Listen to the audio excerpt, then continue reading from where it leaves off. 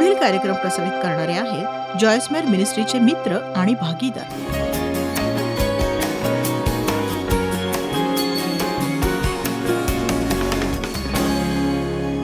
या आठवड्यातील आपला चर्चेचा विषय आहे बदल. खरं तर मी काही छोट्या मोठ्या शीर्षकांचा विचार केला होता, पण मनातून प्रकर्षाने एक शब्द आला, तो म्हणजे बदल. बदल या विषयावर बोलूया आणि हा शब्द खूप महत्वाचा आहे हे लक्षात घ्या तुम्ही. बदल. आणि मला विश्वास आहे प्रभूची हीच शिकवण आहे की बदलाला तयार रहा. माझा विचार आहे देव नेहमीच गतिमान असतो, तो नेहमीच प्रगतिशील असतो. आणि म्हणूनच आज मला बोलायचंय ते म्हणजे मानसिक बदलाविषयी, कारण तुमच्या आयुष्यात काहीही बदलणार नाही जर तुम्ही तुमचे विचार बदलले नाही तर. कधी कधी मी खूप विचार करते की आपल्याला बदल हवा असतो, पण आपल्या जुन्या विचारांनी जाणंच आपण पसंत करतो. आपल्याला तेच जुनं करायचं असतं जे आपण केलेलं असतं. पण तुम्ही त्या गोष्टी करून भूतकाळातील अनुभवापेक्षा वेगळ्या अनुभवाची अपेक्षा कशी काय करू शकता सांगा मला तुम्ही. आमेन.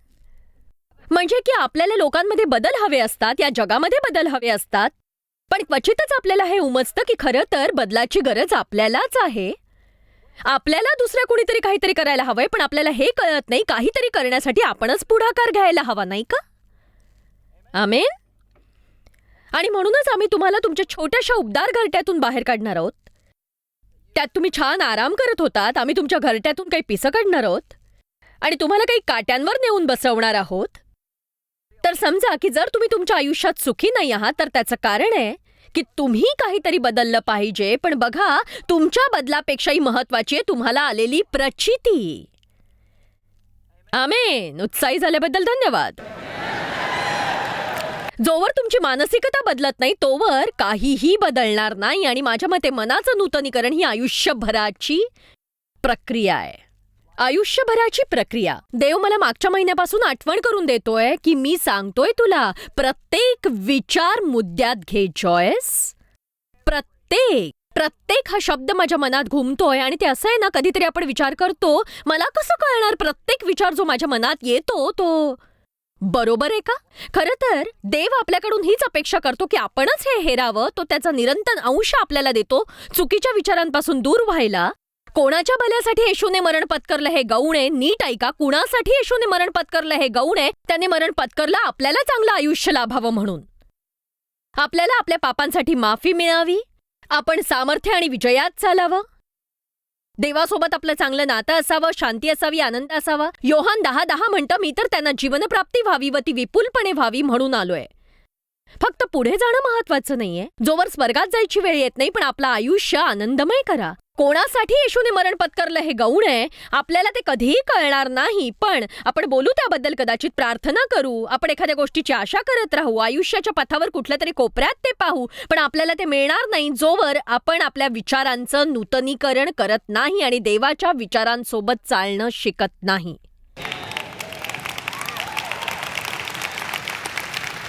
मग आजकाल तुमच्या मनात काय चालू असतं? काही जणांना माहित असेल, कारण तुम्ही कशाबद्दल विचार करता हेच तुम्हाला माहित नसतं. चला, दिवसातून 2 ते 3 वेळा थोडासा वेळ काढून विचार करा, ते काय आहे ज्याबद्दल मी विचार करतो. जेव्हा तुम्हाला तुमच्या भावना बुडतायत असं वाटतं, तेव्हा तुम्हाला कळतं तुमचा मूड काही बरा नाहीये. तुम्ही एखाद्यावर चिडता, स्वतःला विचारा मी काय विचार करतेय. स्वतःला विचारा मी काय विचार करतेय. एक सांगू, तुमच्याशी कोण कसं वागलं याचाच विचार करत बसला तर नुसती चिडचिडच होईल तुमची. जर तुम्ही सतत तुमच्याकडे काय नाही, दुसऱ्यांकडे काय आहे याचाच विचार करत बसलात तर स्वतःबद्दल कीव वाटेल आणि मग दुःखी व्हाल आणि तुमचा मूड उगाचच बिघडेल. पण चांगली बातमी ही, तुम्हाला जे हवंय तो विचार तुम्ही करू शकता ना कधीही. मी खरं सांगतेय, हा माझ्यासाठी मोठा साक्षात्कार होता. आणि मी इतकी वर्ष चर्चमध्ये जाते आणि मला हे कुणीच सांगितलं नाही. पण मी माझी विचारसरणी बदलू शकते. मग मला म्हणायची गरज नाही, हो माझ्या विचारांवर ताबाच कुठे. जर मी सकाळी हा विचार करून उठले की मी दुःखी आहे, तर मग मी त्याच विचाराचं पालन पूर्ण दिवस करणार आणि दुःखी राहणार. लक्षात घ्या, येशूने मरण पत्करलं कारण आपल्याला मुक्ती मिळावी आणि आपल्याकडे एक सर्वोत्तम स्वातंत्र्य आहे, निवडीचं स्वातंत्र्य.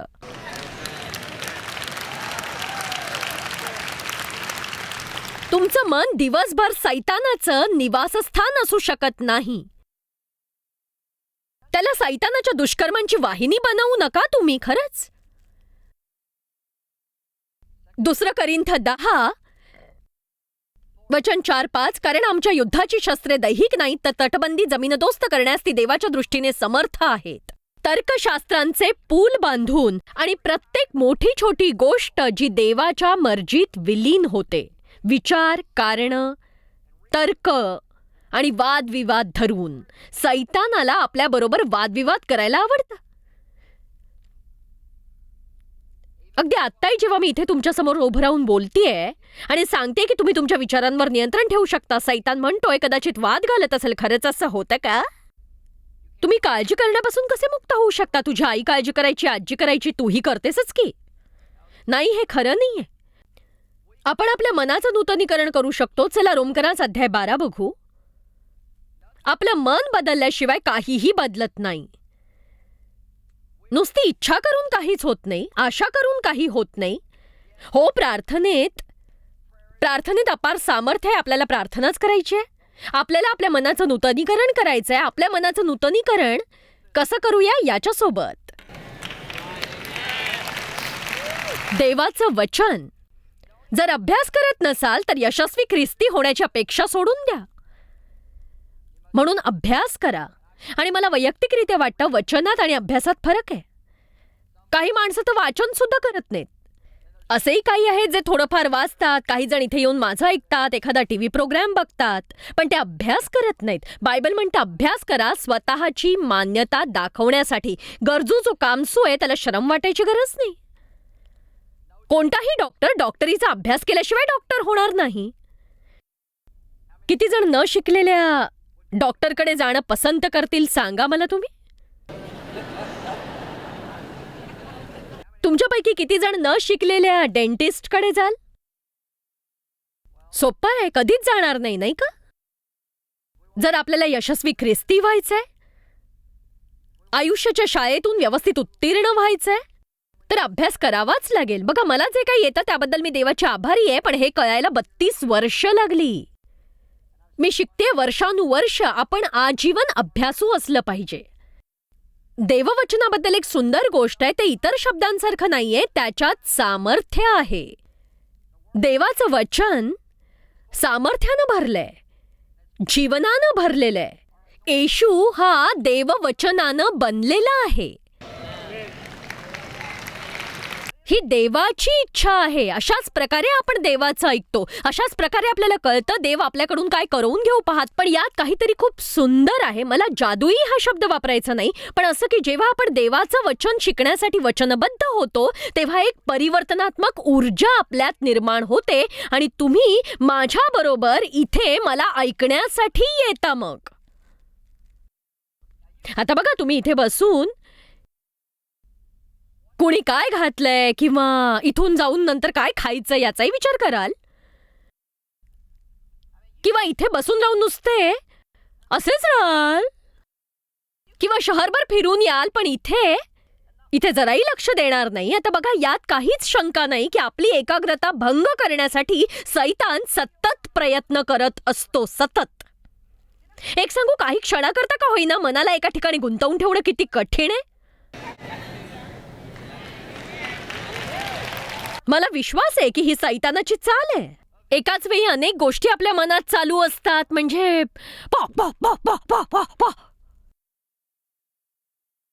आणि हे नक्कीच बरं नाहीये. मला असं वाटतं ती मुलं जी व्हिडिओ गेम्स खेळतात ती आपल्याही पेक्षा अडचणीत आहेत. खरंच. मुलांना जरा विचार करायला शिकवा. त्यांना सगळंच एखाद्या कम्प्युटर किंवा मशीनमधून आयतं मिळवू देऊ नका. मी असं म्हणत नाही की प्रगत तंत्रज्ञानाचा वापर करू नका. आपल्या अभिजात गुणांवर लक्ष केंद्रित करा, मनन करा. आणि मनन करणं म्हणजे पुन्हा पुन्हा डोकावून बघणं, विचार करणं, पुटपुटणं, अभ्यास करणं, चिंतन करणं. आणि बायबल म्हणतं जर तुम्ही देववचनावर मनन केलं तर ते तुम्हाला संपूर्णतः बदलवून टाकेल. आमेन. आता असं म्हणू नका की तुम्हाला मनन करता येत नाही, कारण काळजी करताना तुम्ही तेच तर करता. आपल्यापैकी बऱ्याच जणांना दिवसभर प्रॉब्लेम बद्दल विचार करण्यात काहीच प्रॉब्लेम नसतो. आपण त्याबद्दलच बोलतो, विचार करतो, बोलतो, विचार करतो, बोलतो, विचार करतो, विचार करतो, बोलतो, बोलतो, विचार करतो, विचार करतो, बोलतो. पण जेव्हा देववचनाचा विषय येतो तेव्हा आपण म्हणतो मला हे करणं अशक्य आहे.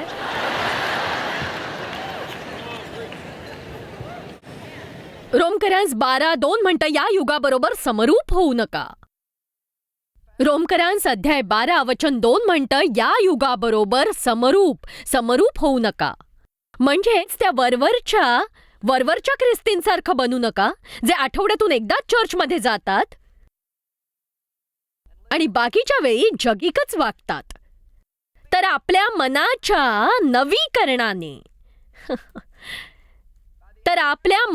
नवीकरणाने स्वतःचं रूपांतर होऊ द्या. स्वतःचं रूपांतर म्हणजे तुम्ही सिद्ध कराल देवाची उत्तम, ग्रहणीय आणि परिपूर्ण इच्छा काय आहे हे तुम्ही समजून घ्यावे तुमच्यासाठी त्याच्या मर्जीने. एक सांगू, मला माहिती आहे की देव अस्तित्वात आहे. मला माहिती आहे येशू खरा आहे. मला माहिती आहे पवित्र आत्मा आपल्यामध्ये विश्वासणारा म्हणून राहतोय. मला माहिती आहे हे काम करतं का, कारण मी ते माझ्या आयुष्यात सिद्ध करून दाखवलेलं आहे. म्हणजे असं की जर तुम्ही तुमच्या विचारांचं नूतनीकरण करता तर देवाच्या मर्जीत काय आहे हेही तुम्हाला सिद्ध करता येतं. आपल्या विचारात किती गोंधळ आहे तुम्हाला तेव्हा कळतं जेव्हा तुम्हाला देववचन समजतं आणि आत्तांच्या विचारांच्या तुलनेत आपण खरा कसा विचार करायला हवा हेही आपण हळूहळू शिकत जातो. तुम्ही स्वतःबद्दल योग्य विचार केले पाहिजेत. आपले स्वतःबद्दलचे विचारच आपला सगळ्यात मोठा प्रॉब्लेम आहे. आपण काय करतो, काय करू शकत नाही यावरच विचार करतो, काय करू शकतो यावर विचार करत नाही. चमत्कार सकारात्मकतेने येत असतो, नकारात्मकतेने नाही. आमेन. मी येशूद्वारे सगळं काही करू शकतो. माझ्या मनासारखं नाही झालं तरी मी खुश असेन. सतत असं म्हणा मी हे करू शकतो, मी हे करू शकते. असं नाही मी नाही करू शकत. तुमचे विचार बदलल्याशिवाय बदल होणं शक्य नाही. फिस्करांस 4 बघूया. मला वाटतं खूप जणांना बदलायचंय पण त्यांनी कधीच त्यांचे विचार बदललेले नाहीत. ते त्यांच्या पूर्वीच्या विचारांमध्येच रमले आहेत. मला माहिती, मी सुद्धा हे केलंय. मला खात्री आहे की दुर्गंधित विचारांशी तुम्हीही सामना कराल.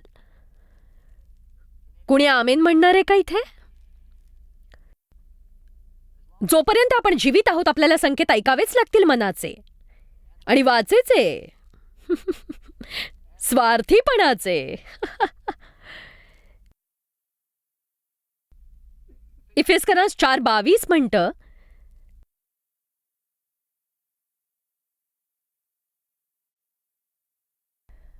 ते असे की तुमच्या पूर्वीच्या आचरणासंबंधी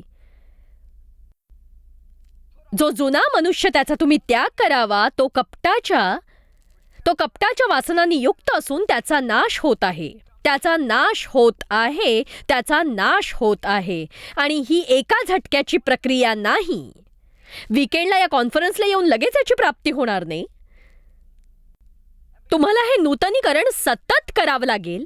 तुमच्या मनाचं नूतनीकरण, तुमच्या आत्म्याचं नूतनीकरण, असं म्हणूया प्रत्येक दिवशी आपल्याला करावी लागते एक मानसिक तडजोड, एखादी वृत्तीतली तडजोड. तुम्ही किती जणांना ओळखता जे त्यांच्या वृत्तीतही तडजोड करतात? किती जण अशा कुणाला ओळखतात जे म्हणतात तुमच्यात बदल होण्याची गरज आहे, तुम्ही तडजोड करा. ठीक आहे, मग असं केल्यानंतर काय होतं ते सांगते. वचन 24, नवा मनुष्य धारण करावा. खरं तर हे पाहिल्यावर याने मला काहीतरी शिकवलं. 22वं वचन म्हणतं की तुमच्या पूर्वीच्या आचरणासंबंधी जो जुना मनुष्य त्याचा त्याग करावा. आणि 24वं वचन म्हणतं की देवसदृश निर्माण केलेला नवा मनुष्य तुम्ही धारण करावा. पण बघा, मनातील आत्म्यात या दुव्यालाही नूतनीकरणाची गरज आहे. म्हणजे असं आहे की मी इथे आहे पण मला तिथे जायचंय आणि इथे पोहोचण्याचा एकच मार्ग आहे आणि तो तिथूनच जातो. म्हणजे मी जर एक ख्रिस्ती आहे आणि ज्याला तसंच वागायचं जसं येशूने वागायला हवंय, पण तरीही मी माझ्या जुन्या वळणानेच वागतोय जे मला माहितीये चुकीचं आहे. मला बदलण्यासाठी एकमेव मार्ग आहे, तो म्हणजे नियमितपणे माझं मन आणि आचरण बदलत राहायला हवं, तेही देवाच्या वचनानुसार. देव आपल्या दुर्गंधित विचारांमुळे कधीही आनंदी नसतो. आणि त्याहून महत्वाचं म्हणजे आपला प्रत्येक विचार त्याला ठाऊक असतो. प्रत्येक आपल्या विचारातील प्रत्येक विचार. आणि निंदा म्हणून नाही, पण आपण हे लक्षात घ्यायला हवं की विचार हे अतिशय सामर्थ्यशाली असतात. आणि मला फक्त तुमचे विचार बदलायला नकोय, तर मला तुम्ही हे ऐकायला हवंय, बदल कसा घडायला हवा याबद्दलचा तुमचा विचार. ते विचार बदलले पाहिजेत. आपण फक्त विचार करण्याचा प्रयत्न करून बदलू शकत नाही. मी सांगते, वर्षानुवर्ष मी प्रयत्न केला बदलण्याचा. बायबल वाचून प्रयत्न केला, चर्चमध्ये जाऊन संदेश ऐकून मी प्रयत्न केला. इथल्या कुणीतरी हे असं केलंय का? म्हणजे मी अक्षरशः जवळजवळ मरेपर्यंत प्रयत्न केला. आणि मग मी देवाला सांगायचे मी किती कठोर प्रयत्न केला या आशेनं की त्याला माझी कीव वाटेल, पण त्याचा काही उपयोग झाला नाही. आणि मी म्हणायचे आता मी हात टेकले, मी काही करू शकत नाही. आपण हे असे बदलतो. आपण एखादं सत्य ऐकतो आणि स्वतःला दोषी मानतो. बायबल म्हणतं की देववचन हे आरशासारखं आहे. त्यात आपण कसं असायला हवं पेक्षा कसे आहोत हे पाहणं निवडतो.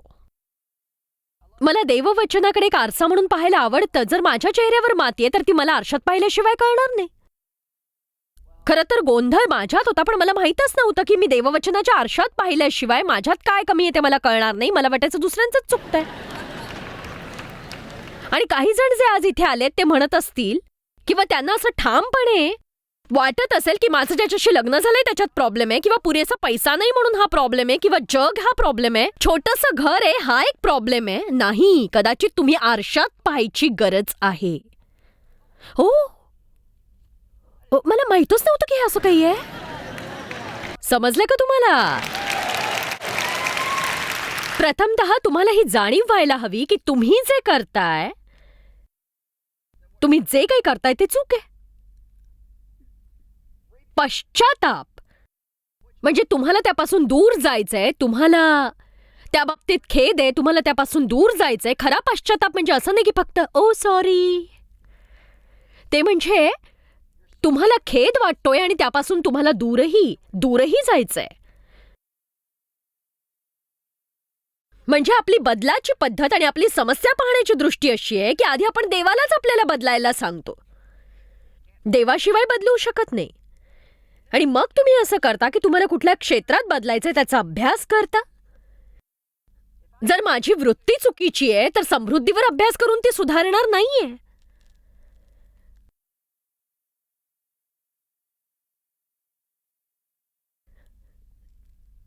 जर माझी वृत्ती चुकीची आहे तर मी वृत्तीचा अभ्यास करायला हवा. जर मी क्रोधित होतीये तर मी क्रोधावर अभ्यास करायला हवा. जर मी अक्षमाशील आहे तर मी अभ्यास करायला हवा क्षमाशीलतेचा किंवा अक्षमाशीलतेचा. हे खरंच इतकं कठीण नाहीये. जर तुमचं डोकं दुखतंय तर तुम्ही डोक्याला बँडेड लावणार नाही. जर तुमचं बोट कापलं तर त्यावर तुम्ही ॲस्प्रिन चिकटवणार नाही. हे तुमच्या आयुष्यावरचं औषध आहे. देववचन हे एक औषध आहे आपला आत्मा स्वस्थ करण्यासाठी. शब्दात सामर्थ्य आहे. आणि जर कुणी तुमच्या भावना दुखावल्या आणि तुम्हाला त्याला मारावंसं वाटत असेल, पण तुम्हाला माहितीये दुसऱ्या दिवशी तुम्हाला ऑफिसला जायचंय, तुम्हाला त्याला क्षमा करावी लागेल, त्याच्याशी नीट वागावं लागेल. तुम्ही विचार करता कोणत्याही परिस्थितीत मी हे करू शकत नाही कारण माझ्या भावना एकदम हाय गिअरमध्ये आहेत आत्ता.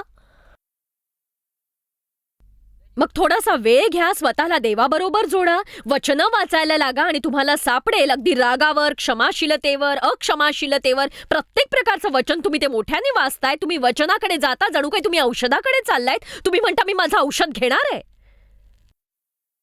आणि मला विश्वास आहे की ते माझ्या जखमी आत्म्याला नक्की स्वस्थ बनवणार आहे. आणि हे अगदी व्यावहारिक आहे.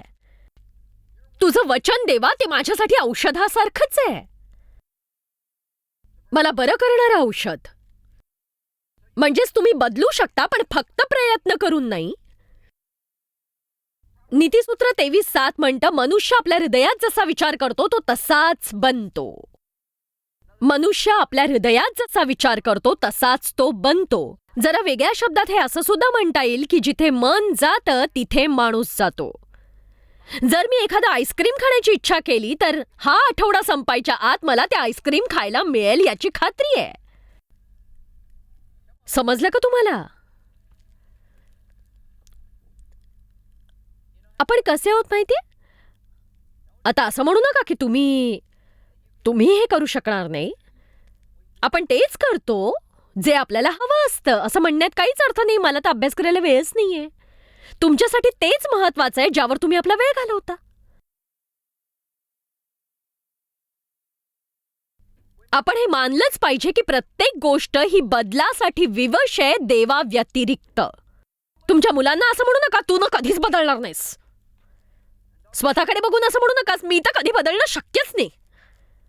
माझं अर्थकारण कधी बदलणार नाही. मी कर्जातून कधी मुक्त होणार नाही. मला कधीच काही मिळणार नाही. कधीच काही बदलणार नाही माझ्या आयुष्यात. तुम्ही म्हणायला हवं देवाकडे सगळं काही शक्य आहे. असं काहीच नाही जे देव बदलू शकत नाही. इतकंच नाही तर तुमच्या विचारशक्ती पलीकडेही तो बरंच काही करू शकतो. देव बरंच काही करू शकतो, अमाप करू शकतो त्याही पलीकडे. मोठ्या गोष्टींची मागणी करा. तुमच्या प्रार्थनांमध्ये साहस दाखवा. बायबल म्हणते जास्तीत जास्त अर्थात आपल्या मागण्या किंवा कल्पना या पलीकडे आपल्यामध्ये कार्य करणाऱ्या शक्तीप्रमाणे अधिक्याने कार्य करावयास जो समर्थ आहे. एखादी छोटी गोष्ट मागून मग असं म्हणत बसू नका वेल हे कधीच बदलणार नाहीये. तुम्ही साहसी व्हा आणि मोठं काहीतरी मागा ना आणि म्हणा देवासोबत सगळं काही शक्य आहे. जेव्हा देव त्याचा ताबा घेतो तेव्हा एकही गोष्ट अशी नाही जी शक्य नाही. अशी दुर्मिळ माणसं आहेत, अशी काही आपल्याला बायबलमध्येही सापडतील ज्यांनी हे मानण्याचं साहस केलंय की गोष्टी बदलू शकतात. नेहेम्या असा माणूस होता. मला तुमचं लक्ष इथे वेधायला आवडेल. चला आपण नेहेम्या अध्याय 1 वचन 2 ते 4 बघूया आणि आपण जरा काळजीपूर्वकच ही वचनं बघूया.